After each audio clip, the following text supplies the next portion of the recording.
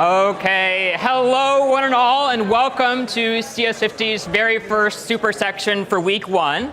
My name is Carter Zanke. I'm the course's preceptor. I'm joined here by many of our wonderful staff members. I'd like to stand up and say hello. Round of applause for these folks. They're wonderful. They'll be helping you through this Supersection today. This is our first Supersection for the course. On a normal week, you'll actually attend your own section led by course's head teaching fellow. You sign up for those on Mine at Harvard, and you'll attend those starting next week. But this week, given the odd schedule, we thought we'd come together for one large section overall. So here are these details here. You're welcome to email us if you have any questions, heads@cft.harvard.edu right here. And all of our slides and materials for today will be at this URL down here on the course website, going to the Supersection page there. To kick things off, though, I thought we'd actually have you all talk to each other and think about these two questions. So think back to lecture and think about this first question. What did you find exciting from that lecture? And what are you still confused about? What do you still have questions about? So turn to somebody, perhaps who you don't know, and talk about those two questions for 2 minutes here. 1, what are you excited about? 2, what do you still have questions about?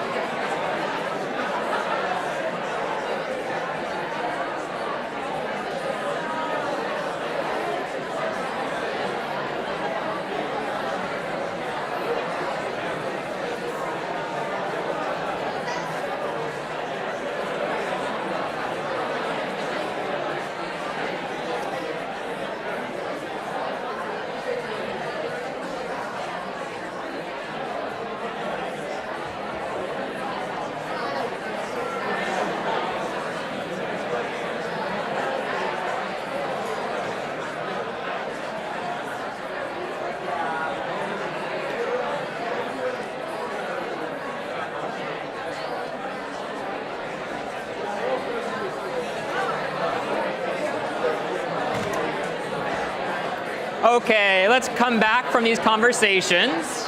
So glad you all having this wonderful discussion here. And let's hear from a few different groups on what you were thinking about for these questions here. Thank you all. Let's actually turn to this maybe left-hand section. Could one group over here tell me what you're excited about for this week and one thing you're still wondering what you have questions about? One group from this side of the room.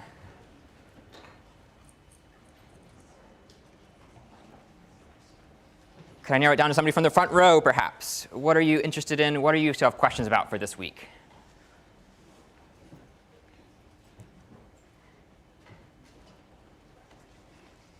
Yeah, go ahead. I think it's more of less of the code and the syntax itself, because that kind of picks up quite quickly. I think the hardest thing is probably how you think how to construct efficient code. You sometimes just have to think in a different way. Nice. And that's something that I guess will really take some time to come to terms with. Totally, yeah. So there's this question about how do you write efficient code. And later today, we'll actually work on the course's lab, this practice problem, to help you see how we can write efficient code in that instance. You can work together on this practice problem and get ideas from each other as we go through. Let's hear from maybe one more group over on this side, maybe somebody in the second row back here, if you don't mind. One thing you're interested in? Yeah, go ahead. I'm really interested in also kind of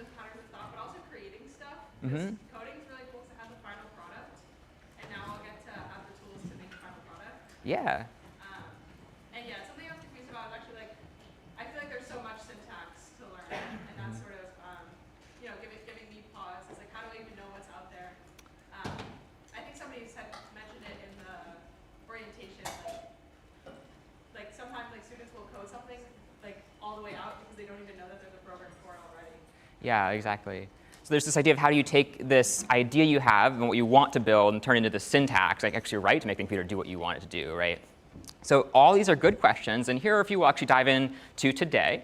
The first is, why are we using C? Like, why are we using this kind of ancient language to start off programming with? And how do we learn and read its syntax here? How can we actually learn how to create and read these variables, these loops and conditionals, and so on?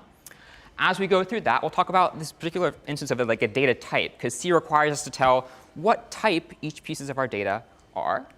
We'll also talk about compiling C programs, taking them from source code to machine code. And then finally, at the very end, we'll talk about how many years it will take to double our number of llamas that we have in the lab. So to kick things off here, we can go back to actually lecture 0 and think back to our contacts application. So in this application, we stored kind of names and phone numbers and other things too. What else could we store in a contacts application? Could I ask maybe somebody from the second row and this middle row here, what could we store in a contacts application? Yeah, go ahead. Phone numbers. Phone numbers, right? Other things too. Maybe somebody in the row up now.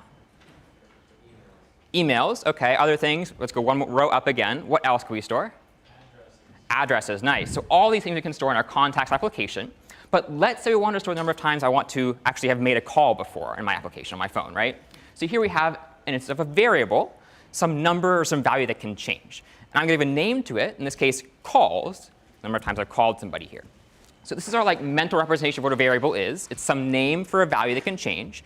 But in C, we have this particular syntax that we use to make variables. And as you all go through and work on the course's problem set, build your own programs, you really should get familiar with the syntax and how to read and write it here.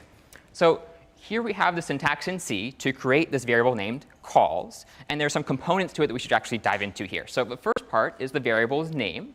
This name is calls. Notice how it's in the middle of this kind of sentence here. We also have the variable's type, this int type. And what does this int type stand for? What kind of number are we going to store in here? Could I ask somebody from down here? Yeah, go ahead. An integer. An integer, so a whole number, right? Then we have the value, in this case 4, that value we're putting inside this variable here. But there's one piece we're missing we haven't talked about yet. What haven't we named here yet? Could I ask somebody from maybe this side of the room? Take a guess. We talked about the name of the variable, the type, the value. What syntax haven't we shown yet? Yeah, go ahead.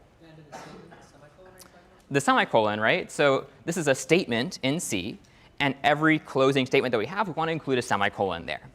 The other thing we haven't talked about, the one piece we haven't talked about here, could I ask somebody from down here now? We have the semicolon, the value, the name, the data type. One more thing, yeah? The equal sign. And is it an equal sign, could I ask you? No, you're shaking your head.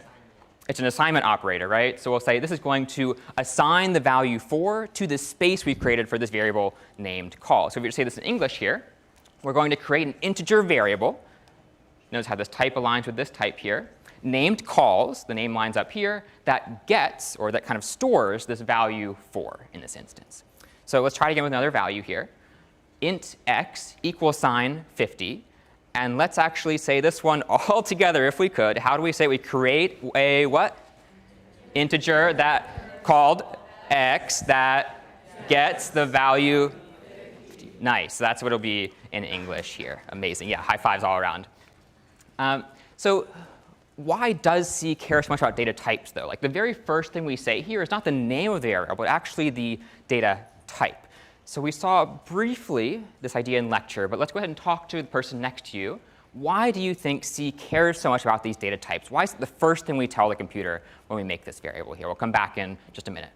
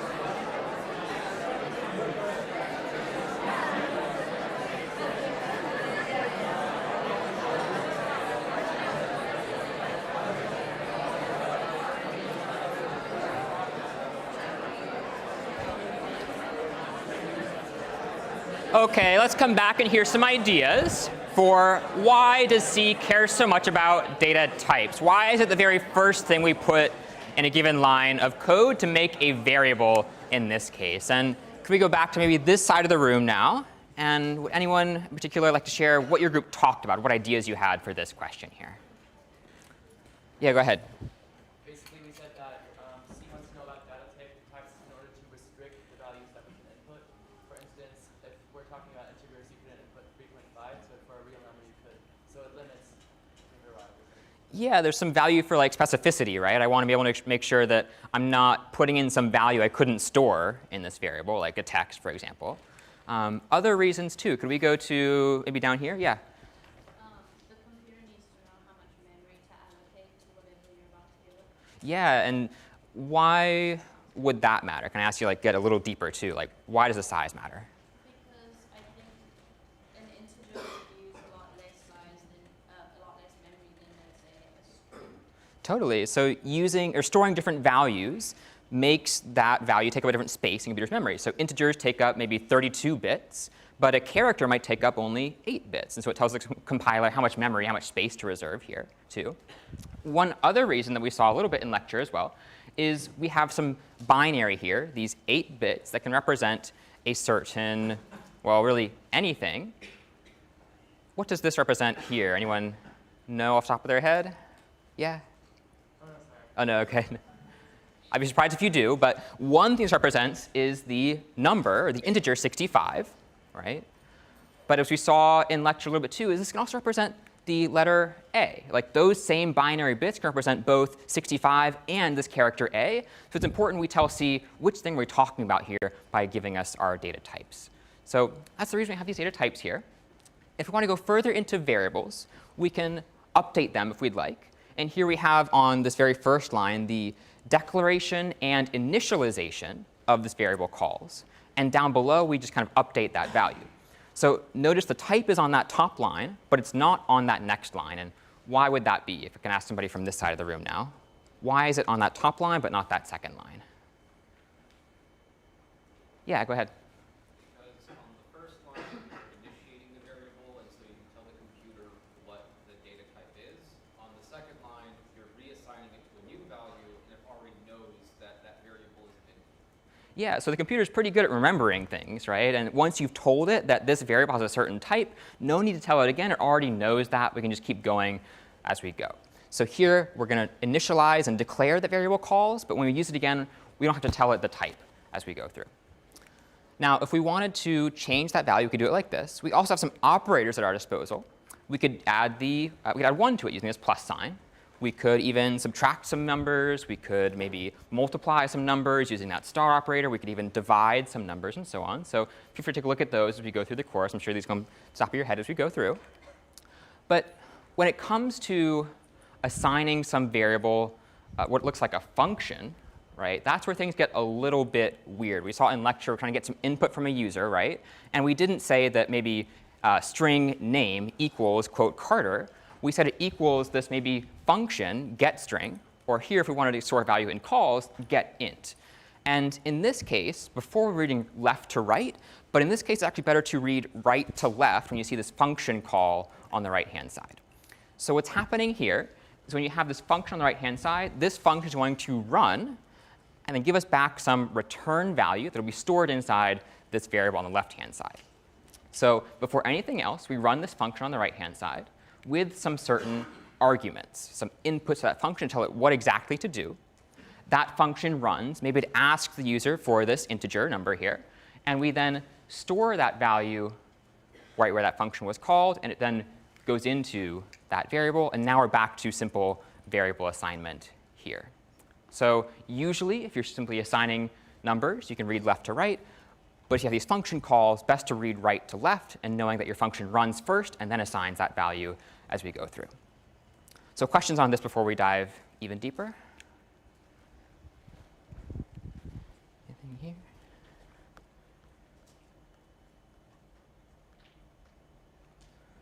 Seeing none. OK. So now that we have these values stored in these variables, it's probably worthwhile to think about how we print them to the screen. And here's what we saw a little bit in lecture as well. This percent and then this kind of I here. And what is this doing for us? Could I ask somebody from this maybe middle section here? Let's go to the first row if you don't mind. Yeah. Yeah, placeholder for variable calls. And why is it percent I? Do you know? Because, yeah. Right, so percent I. This percent is kind of saying like, hey, this is a placeholder, and that I specifies what kind of variable can go inside of that placeholder there.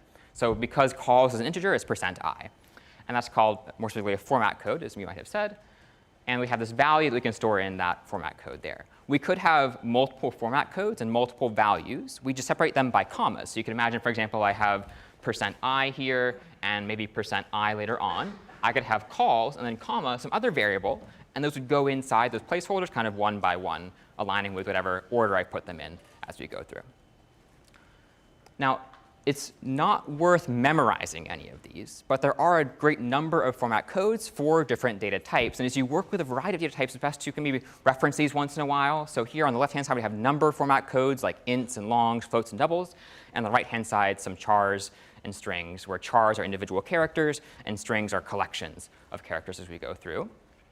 One thing we haven't quite seen as much yet is this long and double. Anyone want to hazard a guess as to what that might be here? Could I ask somebody from this middle row again? What is this long and double doing for us? Yeah, go ahead. Was the long thing that gave the integer like more room if you want to type like 2 billion? You have to add the long to know that much memory for it?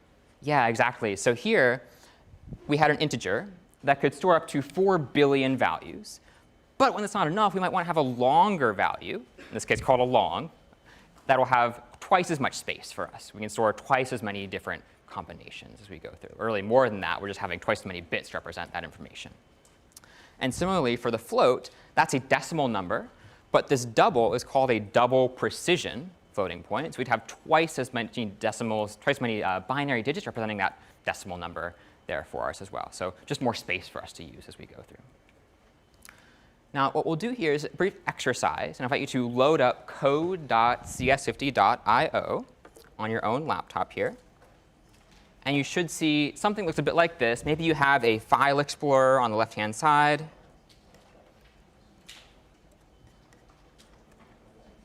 But you should certainly have a terminal down below. I see a question. Yeah?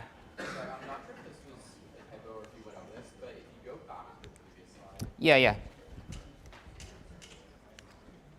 so the double says at and the float says at. Is that correct? That is correct. So both the float and the double have the same format code. Yeah, good question.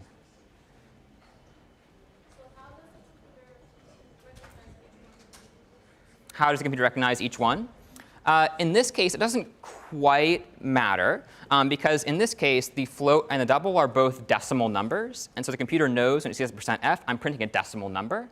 It just so happens to be that the double is twice as long. And so it just prints that many more. Well, it can print that many more spaces after decimal point if you'd like it to. Yeah, other questions here before we move on? All right. So we'll work on a brief exercise here. And once you've loaded up your IDE in code.cs50.io, you go ahead and create an application called phonebook.c. And the goal is to prompt the user for these 3 things, and then print them back out to the user as confirmation that this data is stored in your program. So if I wanted to do this, I would first go down to my terminal down below, and I would make a new file. What would I do to make a new file down here? Could I ask somebody from maybe this kind of right-hand bottom side? How can I make a new file in this program here? Yeah. Yeah, code in the file name. So I could do code, if it will load here. Let me refresh. But on your own, you could certainly do code and then the file name here.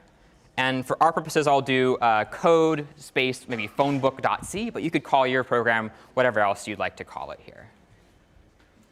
And maybe yours is doing the same thing. We'll be back in just a minute here.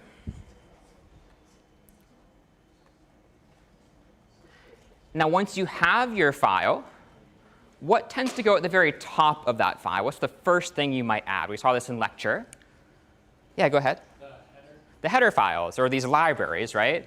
And do you remember the syntax for that? Hashtag include, and then the caret thing. Yeah, hashtag include, this little caret thing. Let's see if this one's loaded now. Not quite. But this hashtag include is saying I'm going to try to get some file in my computer's memory that has these functions declared for me that I will then use in my own program here. So what two header files might you want to include in your program here? Yeah. Nice. So two off the bat that you often want to use are standardio.h or stdio.h and CS50.h. Both of these have some pretty common functions you'll be using as you write your own program.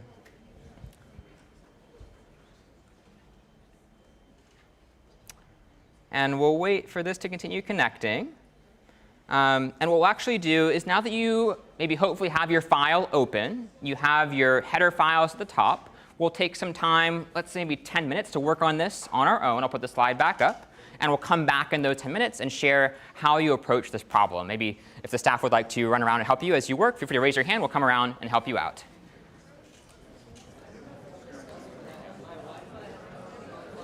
Oh, really?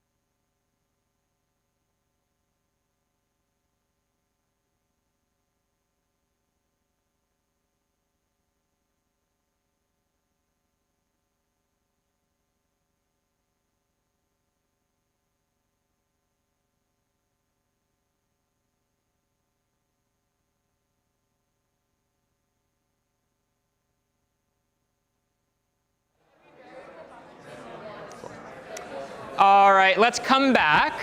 And we'll be working in a slightly different environment just because the internet is not quite what we want it to be. But we're going to make here our own phone book file. We can actually store the data we want to store. So if you remember our slide back here, we wanted to store a few different things. We wanted to store the user's name, their phone number, and I think it was their address. Let me actually take a look at that slide again.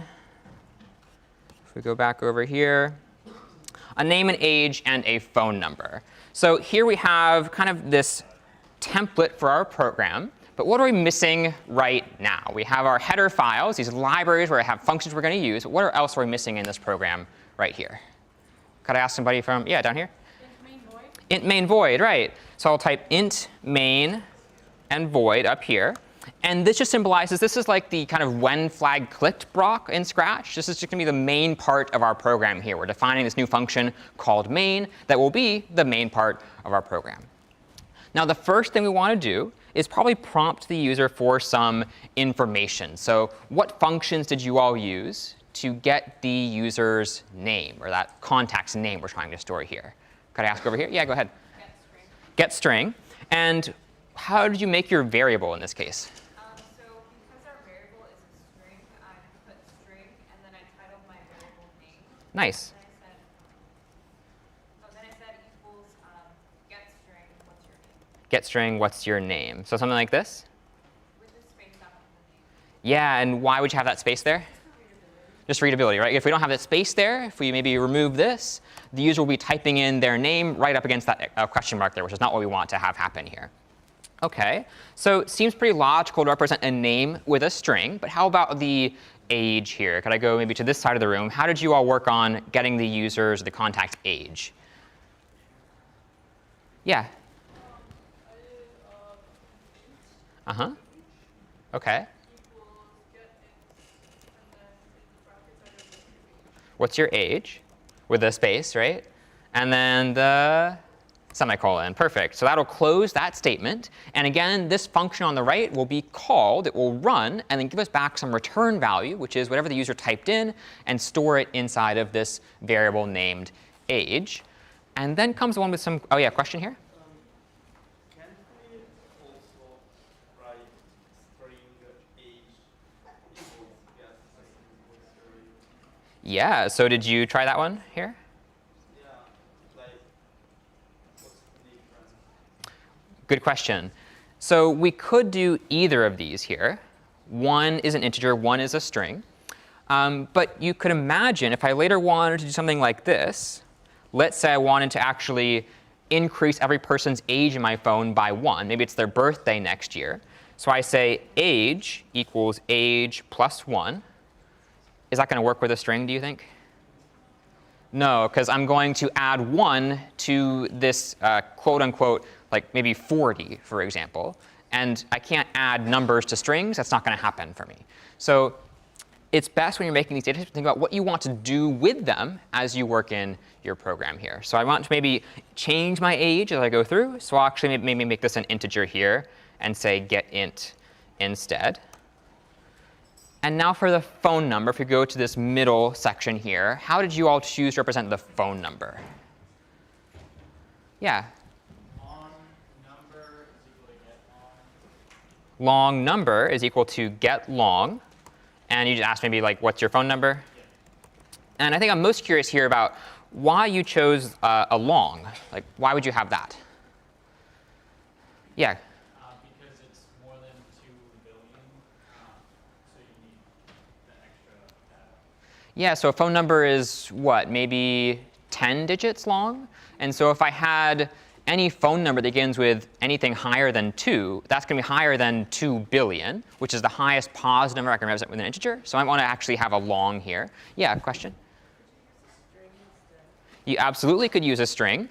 And why would maybe you advocate for using a string?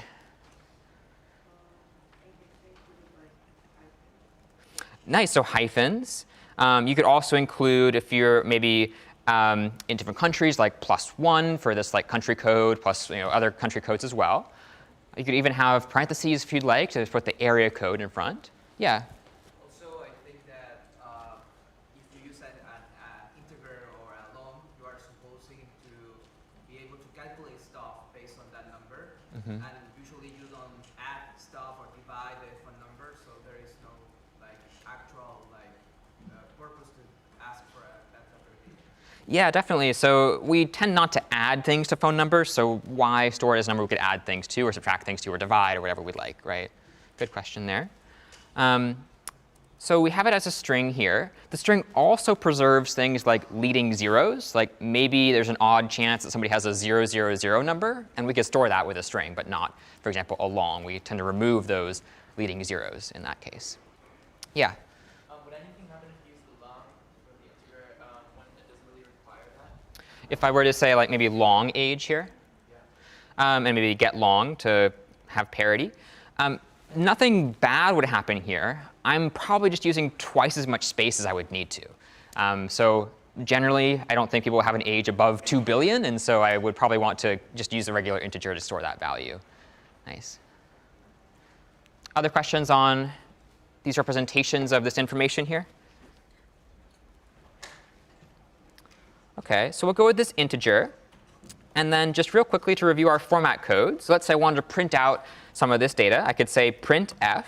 And let's say maybe age is, what would I then say? Maybe just call it out.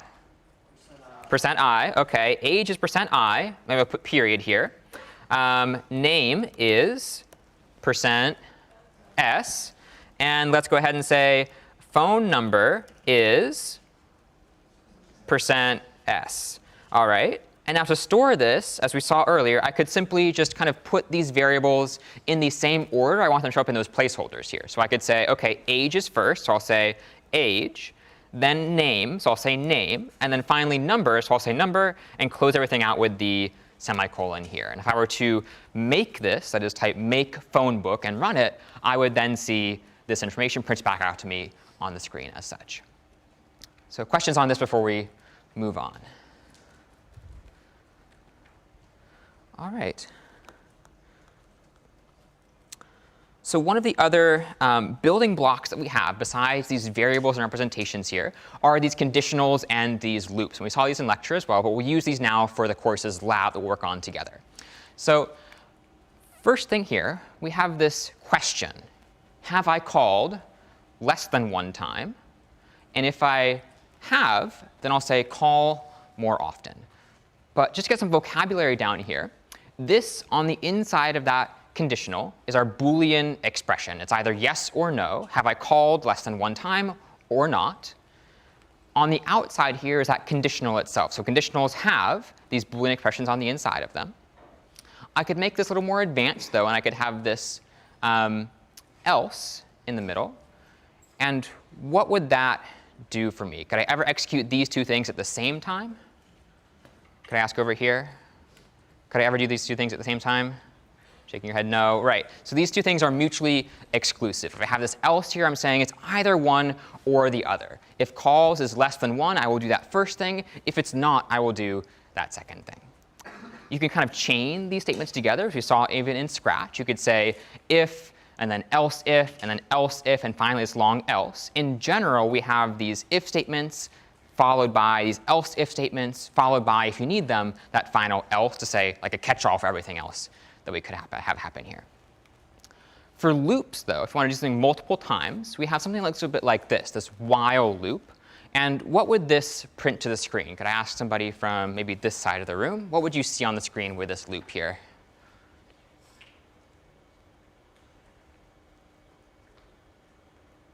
Yeah, go ahead. 0, 1, 2, 3, up to 9. Up to 9. And why not the 10? Because it's while I is less than 10. Nice. Yeah, so we wouldn't see the 10 because we're going to stop while we're going to stop if this is not true. And so 10 is not less than 10, so we would stop and we wouldn't do the code on the inside, right? So to break things down even further, we have our initialization of this loop. I is first set to 0. Then we have our Boolean expression, this question we're going to ask, either yes or no. Is this case true or is it not? And then finally, this incrementation, changing that value as we go through. And finally, when our Boolean expression is no longer true, we will not be inside of that loop there.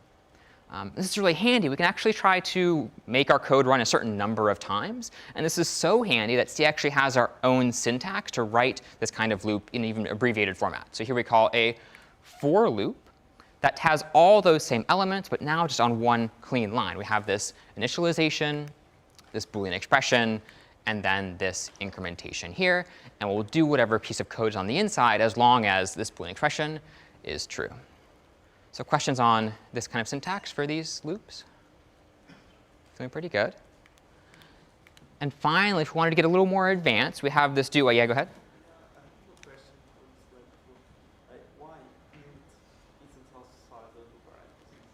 Yeah. Good question. So you saw the int here? Yeah. And why is that there, right? Because previously we had the int I already done for us, right?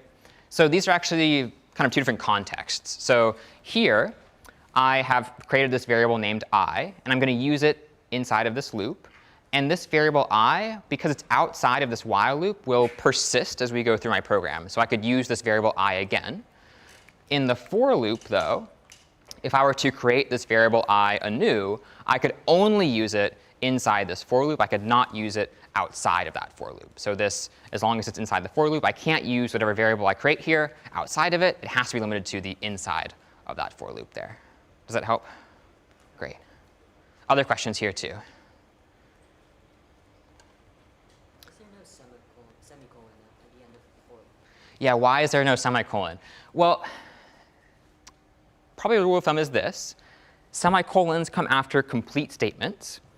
And this for loop is kind of setting up some set of statements. It's saying, I'm going to eventually have something I want to do, but it's not there yet. So I'm going to actually have these braces to tell what statements I want to execute kind of sequentially as I go through. So you'll get used to this as you go through and write more code. But in general, statements end with this semicolon. But things that set up statements generally don't. They might have these braces. Yeah. Yeah.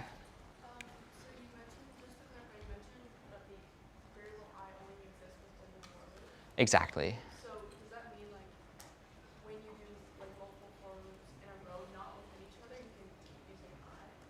Yeah, it's a good question. So let's say if I go back to my actual programming environment here, let's say I have a loop. And I'm going to say for int I equals 0, I is less than 10, I plus plus. So now I can access I inside of these two braces. That's something called scope. It's the scope of the variable. It persists in this space here. I can't use I out here. So I can't access it there. But I could, for example, have another for loop on the inside. I could say for int j equals I. That's totally valid, because I is inside this loop. Maybe j is less than 10 in this case, and then j plus plus. And I do something else in that. And actually, j is not accessible here. I can't do that. But it is accessible inside that loop there. Right? Other questions here, too? Yeah? I'm a little confused. Like, where's the part that, like, I guess senses what I is, you know? Like, it kind of just appears. I'm a bit confused about that. Yeah, and can you tell me more about what you mean by, like, senses what I is? Right. So, because this is like, it's like a Boolean expression, right? Like, whether I is greater than 1 or less than 1, like that kind of thing. So, Yeah. like, where's the input of whether it's going to be 1 or not, or what value it is? Yeah, so probably best to think of it like this, where my code is read top to bottom. And when it gets to this for loop, it's read kind of left to right. So the first time I get to this for loop, I'm going to make this variable I and set it to 0. Then I'm going to ask the question, is I less than 10? OK, it is. So I'll actually go inside this for loop and maybe run this code on the inside. Once I get to the bottom of this for loop here, I'll then go to the top. And I'll do this. I'll increase I by 1. And I'll ask the question again, is I less than 10? It is. OK, I'll do this code again. Once it finishes, I'll increase I by 1 again, ask the question, keep going, and keep going. Does that help? Yeah, OK, got it. So the input was I equals 0 at first, and then it happened. Exactly. This is our initialization. this is like the first time the for loop runs, set it to this value. Every time this code on the inside finishes running, before we start running this code, ask this question. If this is true, run this code. And when we get to the bottom, increase I by 1, or do whatever is here. Yeah. This should do it 10 times, right? 0, 1, 2, 3, 4, 5, 6, 7, 8, 9. It won't do 10 because that is not less than 10. Okay. Is this called a do while? This is called a for loop, just because of the for on the right there. Yeah. But we do have the do while loop. If we could go just quickly to that one here. The do while loop has the words do while in it, right? And what this is going to do is actually not ask a question first, just unconditionally run this piece of code, and then ask the question later. And this is handy if you're trying to get some input from the user, because it'll always ask the user that question, what input do you want to give me, and then maybe reprompt them depending on whether that input is invalid or not what you want it to be. Right? So down here we would say, this is the condition under which our input is invalid, and we should go back up and do it all over again. So questions on these kinds of loops still? Yeah? Would this be good, like the do while loop, if you were to, I don't know, if you were asking a question within the while loop, if it is, say you're doing a certain age, and if you're in within a given age range, like in the while loop, you give a given number. Would there be an easier way to like terminate the function if, say, you don't enter the right age? And by terminate, do you mean like Terminate the function, like it just stops. Like if you just like, say you're looking for the age range from like 25 to 30, and then if it's in there, you go to the while loop. Would you then have like the while loop? Would there be a way to kind of like stop the while loop from continuing? Yeah, and so if I am understanding what you're asking correctly, it's often better to check for what we don't want to have happen than to check for what it is we do want to have happen. So for example, I might not want to do this. I might not want to say int age is get int age here, and then ask the question, if, let's say, age is between, what did you say, like 15 and 20? Yeah. If age is between 15 and 20, then do the rest of my program. Because what I'm doing here is I'm kind of separating my program from, like indenting it by a lot, and maybe I have more conditions. Like maybe I also want to say if the name starts with A, and then it keeps getting more and more indented. So what I could do instead is I could do something like this. I could say, well, let me do this. Let me create this variable named age. Let me get some value for it. Whoops. Let me get some value for it. And while the age is not what I want, let me keep reprompting. Is that answering your question? Yeah, kind of, yeah. OK. So age is like less than 15, or age is greater than 20. Let me reprompt, right? OK, yeah? Is the better side to write age less equal 15, or is the better side to say age less 16? Probably depends on the context. So the question was, is it better to style to use this less than or this less than or equal to? In general, when you're writing your for loops, where you just want something to repeat a certain number of times, we tend to use the less than and always start at 0. So let's say I want something to repeat 5 times. I'll say int I equals 0. I is less than 5. I plus plus. And the math on this just works, right? 0, 1, 2, 3, 4. That's 5 times. If I were to do something like this, let's say int I is 1, then I'd have to do less than or equal to 5. And because programmers start counting at 0, meaning this like absence of anything is starting from the very basics, we're not going to actually have this less than or equal to sign here. Is that helpful? Yeah. OK. All right. So with these building blocks of these loops, we'll spend some time working on our lab for the next 10 minutes or so. In our lab, if I go back to my slides here, we're going to be asking this question of how many llamas do we currently have, and how many years will it take us to get to an aspirational number of llamas, some goal number of llamas for ourselves here. So if we look at this, you can find the lab at this URL right here. It's on the course website. Go to the lab page. And in that lab, you'll find these questions. Actually, sorry. Within this lab page, you're going to work on this problem kind of all together. But we'll get started working on this kind of up front here. So the first thing that we'll do for this lab is think about how we're going to work an example ourselves, and then kind of walk through and write our code. When you're working on your problems, it's often good to think about how you're going to write your algorithm first, and then write your code. So these 7 steps can help you, whether you're working on the lab, in the problem set, or so on. And notice how more than half of these are about writing things down, thinking through them, not necessarily programming. But these final 3 steps are all about translating that idea into code. So we'll do a bit of that here today.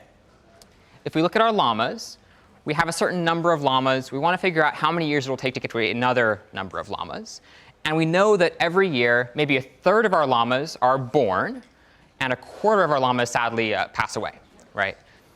And let's take a look at this particular example here. We have 12 llamas. And so in this current year, 12 over 3 new llamas will be born, and 12 over 4 llamas will pass away. And the question is, how many years will it take to get to 13 llamas? So to work this example, we have these 12 llamas. And now what would we do? We want to birth a third more llamas. So how many more would we add here?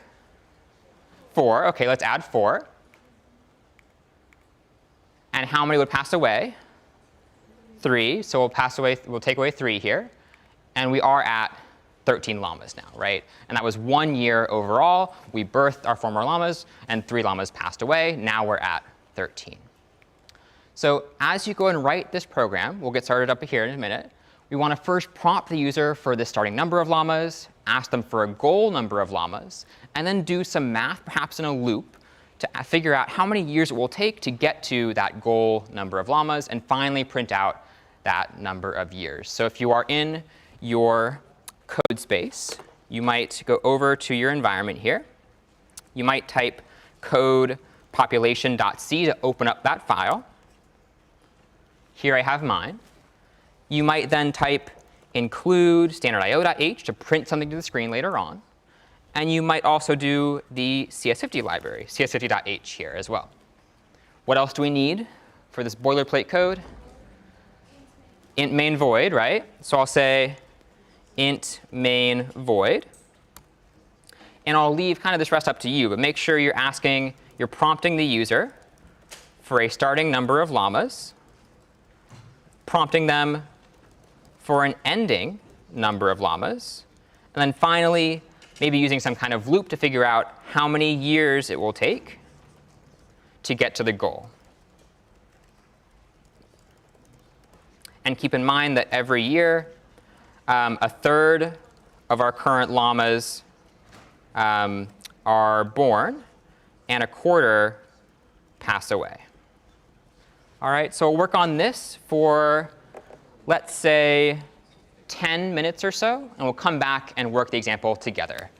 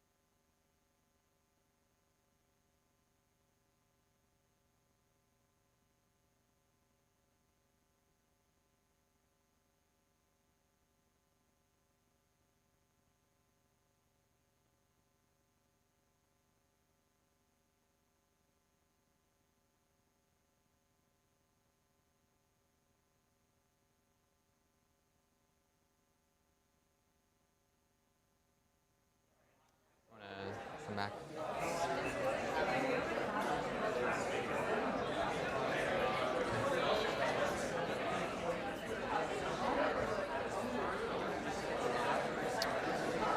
OK, so I hope you've made some good progress on this lab. Let's come back and work the example together.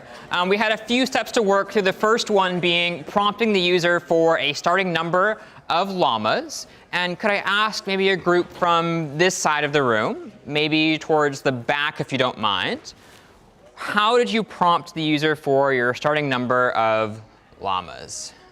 Yeah, go ahead.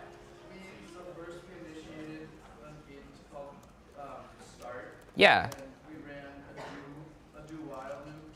So it said start equals get int, and then start size, and then the condition was while start was less than 9. Gotcha. So while start is less than 9. And why did you choose less than 9 for that case? Because the lab said that the minimum number that the start size could be was 9, or else the population would fail to grow. Right. So we want to reprompt the user if they give us a number less than 9, right? OK, that seems pretty good. And then similarly, how could we prompt them for an ending number of llamas? Could I ask maybe in the middle this time, somebody from maybe the back few rows, how did you try to prompt for an ending number of llamas here? Yeah, go ahead. I created an int variable called n. Nice. And then I used a do while loop. Yep. Inside the loop, I had an n equals get int and then n size. Uh-huh. And then the condition for the while was while n equals less than start. Yeah, and then just to ask you, why would you have that in your conditional down there? Because in the lab, it wanted us to keep prompting if the ending size that the user inputs is less than the starting size. Yeah, totally. So we can't have fewer llamas than we began with. So just checking to make sure that that is the case here. And if not, we reprompt the user. OK. And then our final bit down here was keeping track of how many years it will take to get to our goal number of llamas, now stored in this variable called end. And how did you all choose to represent the year, or how many years have passed in your program? Could I ask somebody from this side of the room now? What kind of variable did you use to count the number of years here? Maybe somebody from the first few rows? Yeah, go ahead. As an integer. And did you give it a special name or anything? Or int years. OK. And what did you set it first to? 0. OK. And now we have some math to do. If we look maybe, this group doesn't mind, how did you all add llamas, subtract them? How did you adjust your population of llamas as the years went on?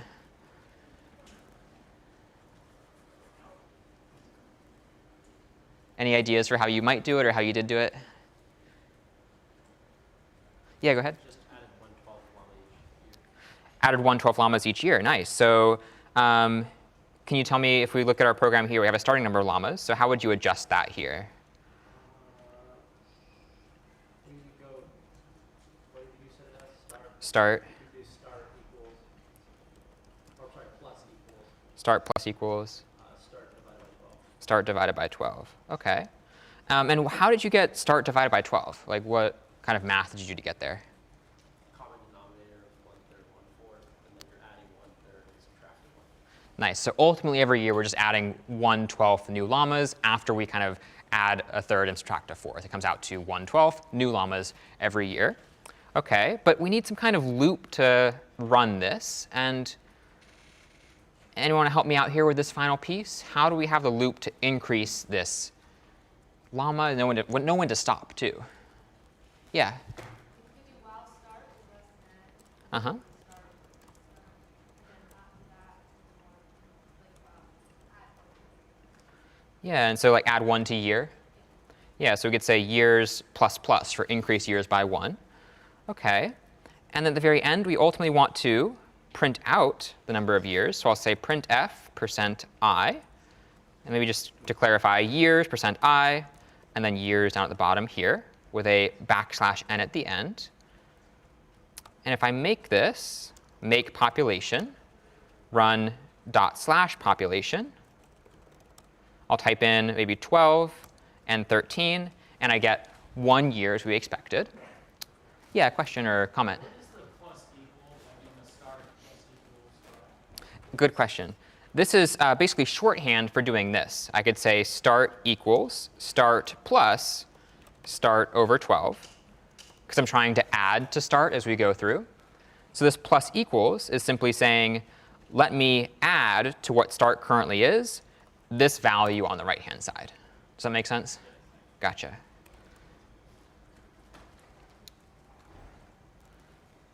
Now, there's one question here, which is, let's say I have, oh yeah, go ahead. Somewhere over here. Yeah. Yeah, I have a question regarding the start divided by 12. Mm-hmm. We have one part that is the llamas that are born and one part that is the llamas that are dying. Mm-hmm. Therefore, you need to round the first part and then round the second part because you cannot have like half a llama dying Yes. and 1/3 being alive. So in some cases where the number is divisible by one part of it and not divisible by the other could create some difference. Yeah, so maybe it is better for us to add start over 3 and then subtract maybe start over 4 Yeah, but we and need keep to going. round these numbers because divided by 3 could create, I don't know, 3.3333. So you need to round it to 3 because otherwise you cannot like have 1/3 of a llama being born. Yeah, we don't want 1/3 of a llama, so we got to round this in some way. And I think what we want to do is always round down, which brings us to some feature, or in some cases a bug in C, you might run into this, called truncation. And we didn't see this as much in lecture, but just to highlight it here, in C, when you divide two integers, you will always get back an integer. So if I divide perhaps maybe 2 and 3, 2 divided by 3, both integers, I won't get 2/3, I'll get 0. I'll always round down, cut off the rest of that data there. So to show an example of this, I might do code truncation.c. And I will have the same boilerplate code, standard.io.h. I'll include CS50.h. And I'll say int main void. And I'll type in maybe int a is, let's say, 2. Int b is 3. And let's print out the result of dividing them like this. Let's say, actually, sorry, int c is a divided by b. And I'll say this gets the result c here. I'll say make truncation and do /truncation.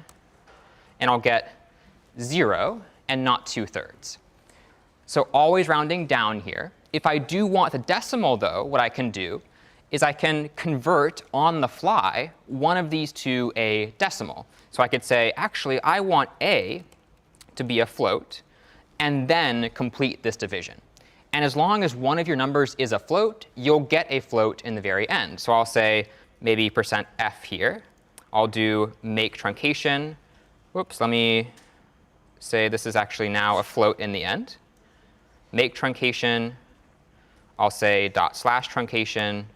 And I will get that 0.6667. If I were to not do this,